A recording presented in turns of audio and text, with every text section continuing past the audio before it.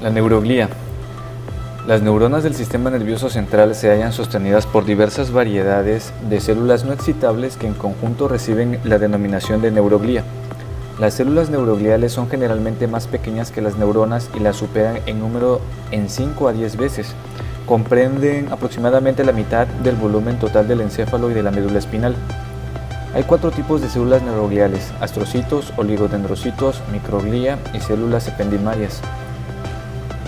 Los astrocitos tienen pequeños cuerpos celulares con prolongaciones que se ramifican y que se extienden en todas direcciones. Hay 2 tipos de astrocitos, los fibrosos y los protoplásmicos. Los astrocitos fibrosos se encuentran principalmente en la sustancia blanca, donde sus prolongaciones pasan entre las fibras nerviosas. Cada prolongación es larga, delgada, lisa y no muy ramificada. Los cuerpos celulares y las prolongaciones contienen muchos filamentos en su citoplasma. Los astrocitos protoplásmicos se encuentran principalmente en la sustancia gris, donde la prolongación pasa entre los cuerpos de las células nerviosas. Las prolongaciones son más cortas, más gruesas y más ramificadas que las de los astrocitos fibrosos. El citoplasma de estas células contiene menos filamentos que el de los astrocitos fibrosos. Muchas de las prolongaciones de los astrocitos terminan en expansiones sobre los vasos sanguíneos o pies perivasculares, donde forman una cubierta casi completa sobre la superficie externa de los capilares. Muchas de las prolongaciones astrocíticas se hallan entretejidas en las superficies externa e interna del sistema nervioso central, donde forman las membranas limitantes neurogliales externa e interna. Así, la membrana limitante externa se encuentra por debajo de la pía madre y la membrana limitante interna está situada por debajo del epéndimo, que recubre los ventrículos cerebrales y el conducto ependimario o canal central de la médula espinal. Las prolongaciones astrocíticas se encuentran también en grandes cantidades alrededor del segmento inicial de la mayoría de los axones y en los segmentos desnudos de los axones en los nódulos de Rambier. Las terminaciones axónicas en muchos sitios se hallan separadas de otras células nerviosas y de sus prolongaciones por una cubierta de prolongaciones astrocíticas. Además, existe un tipo de células neurogliales semejantes a los astrocitos que se encuentran localizadas en la neurohipófisis, conocidos como pituicitos, que son los responsables del sostén del tejido nervioso y procesos neurales de esta región.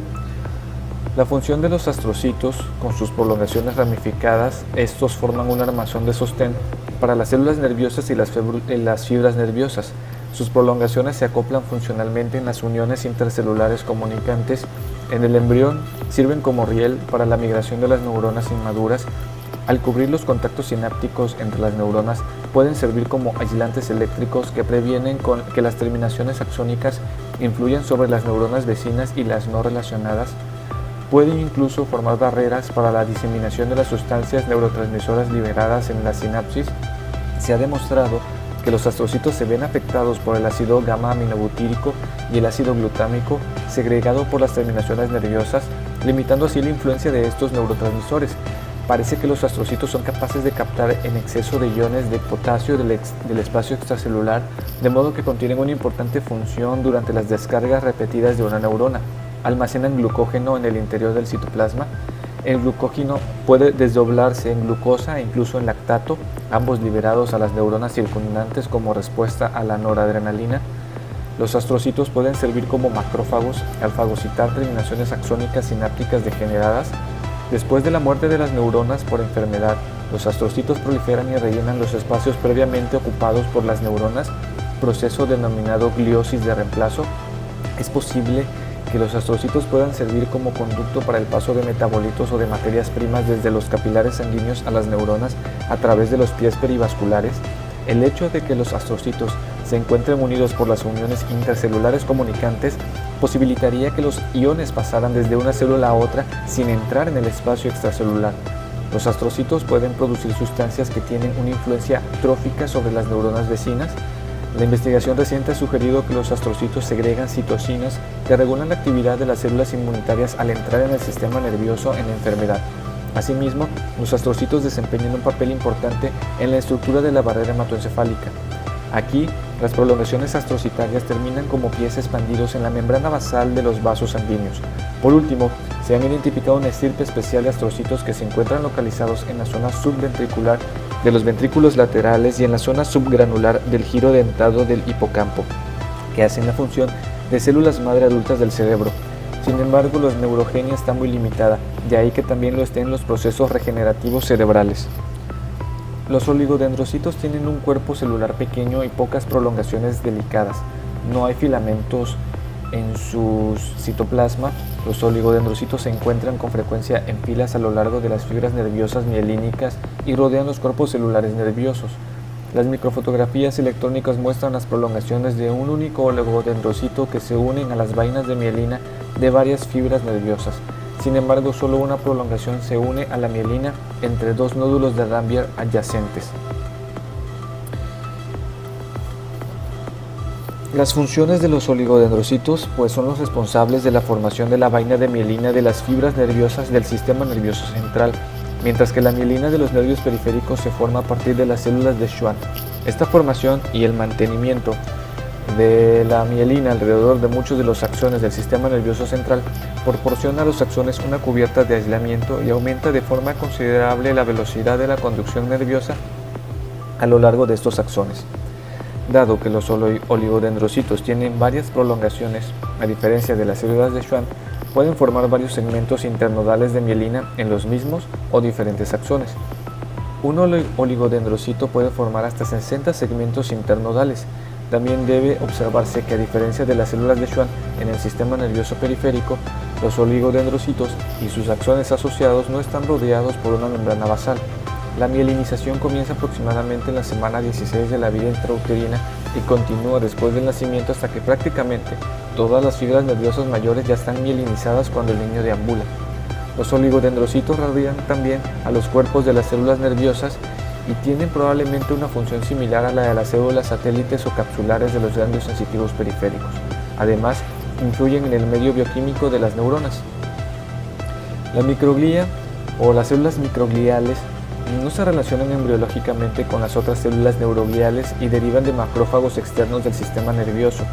Son las células neurogliales más pequeñas y se encuentran esparcidas por todo el sistema nervioso central.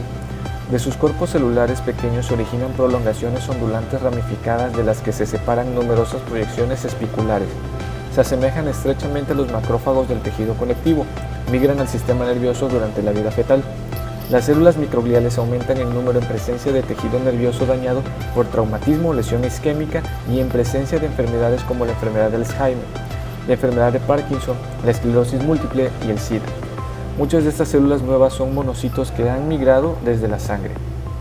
Las funciones de las células microgliales del cerebro y de la médula espinal normalmente parecen ser inactivas y en ocasiones reciben la denominación de células microgliales en reposo. En la enfermedad inflamatoria del sistema nervioso central se convierten en las células inmunitarias efectoras, retraen sus prolongaciones y migran al sitio de la lesión. En este lugar proliferan y se convierten en células presentadoras de antígeno que, junto con los linfocitos T invasores, se enfrentan a los organismos invasores. También son activamente fagocíticas. Su citoplasma se llena de lípidos y de restos celulares. A las células microgliales se unen monocitos procedentes de los vasos sanguíneos vecinos. El epéndimo o las células ependimarias revisten las cavidades del cerebro y del conducto ependimario de la médula espinal. Forman una capa única de células de forma cuboide o cilíndrica y poseen microvellosidades y cilios.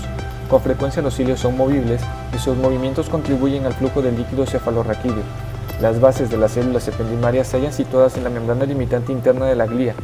Las células ependimarias pueden dividirse en tres segmentos: epidemocitos, que revisten los ventrículos cerebrales y el conducto ependimario de la médula espinal y se hallan en contacto con el líquido cefalorraquídeo. Las superficies adyacentes tienen uniones intercelulares en hendidura, pero el líquido cefalorraquídeo está en libre comunicación con los espacios intercelulares del sistema nervioso central. Los tanicitos, que revisten al piso del tercer ventrículo por encima de la eminencia media del hipotálamo, estas células tienen largas prolongaciones basales que pasan entre las células de la eminencia media y se sitúan sus pies terminales sobre los capilares sanguíneos. Las células epiteliales coroideas, que cubren las superficies de los plexos coroides, los costados y las bases de estas células forman pliegues y cerca de sus superficies luminales las células se mantienen juntas por uniones estrechas que las rodean. La presencia de uniones estrechas previene la fuga del líquido cefalorraquídeo a los tejidos subyacentes. La función básica de los epidemocitos ayudan a la circulación del líquido cefalorraquídeo en el interior de las cavidades cerebrales y del conducto ependimario de la médula espinal por los movimientos de los cilios. Las microvellosidades de la superficie libre de los epidemocitos indicarían que tienen también una función de absorción. Los tanicitos transportan sustancias químicas desde el líquido cefalorraquídeo al sistema portal hipofisiario. De este modo, pueden desempeñar un papel en el control de la producción hormonal del lóbulo anterior de la hipófisis. Las células epiteliales coroideas se ven implicadas en la producción y secreción de líquido cefalorraquídeo en los plexos coroideos. El espacio extracelular. Cuando se examina el tejido nervioso al microscopio electrónico, se observa una hendidura muy estrecha que separa las neuronas y las células neurogliales. Estas hendiduras están unidas entre sí, rellenas de líquido tisular, formando el denominado espacio extracelular. El espacio extracelular está continuada casi directa con el líquido cefalorraquídeo en el espacio subaracnoideo externamente y con el líquido cefalorraquídeo en los ventrículos cerebrales y el conducto ependimario de la médula espinal internamente. El espacio extracelular rodea también los capilares sanguíneos del cerebro y de la médula espinal. El espacio extracelular proporciona así una vía para el intercambio de iones y de moléculas entre la sangre y las neuronas y las células neurogliales. La membrana plasmática de las células endoteliales de la mayoría de los capilares es impermeable a muchos compuestos químicos y esto forma la barrera hematoencefálica. Las siguientes células van a corresponder a la parte de la neuroglía del sistema nervioso periférico. Estas principalmente están representadas por dos tipos de células esenciales, que serían las células de Schwann y las células satélite. Estas células rodean los axones y los cuerpos celulares para brindar nutrición y protección a las diferentes partes de lo que corresponde a las neuronas del sistema nervioso periférico. Las células de Schwann particularmente son las que van a proporcionarle una vaina de mielina a lo que es el nervio, específicamente la región axónica, y tiene una gran ventaja, ya que dependiendo de las circunstancias, en un dado caso de que uno de los axones resulte dañado por alguna circunstancia, las células de Schwann colaboran para que puedan regenerar esta sección axónica y recuperar la comunicación. Las células satélite, ellas principalmente van a colaborar estando alrededor del soma de la neurona. Aquí van a dar un soporte estructural y van a colaborar un poco con la regulación en el intercambio de sustancias, previendo de que no ingresen sustancias específicamente que no sean necesarias y favoreciendo evidentemente aquellas que sean más útiles para la neurona específicamente. Ya dependiendo de las características de las células de Schwann, el proceso de mielinización, en el proceso de mielinización tiene que ver con la generación de la mielina, que es una capa de lípidos y proteínas. Esta capa de lípidos proporciona un aislante natural para proporcionar una mejora en el aumento de la velocidad del transporte de la energía eléctrica y del potencial de acción por todo el axón. Y también podríamos tener en algunas circunstancias algunos axones que correspondan a una clasificación de tipo amielínicos, que estos carecerían como tal de estas características.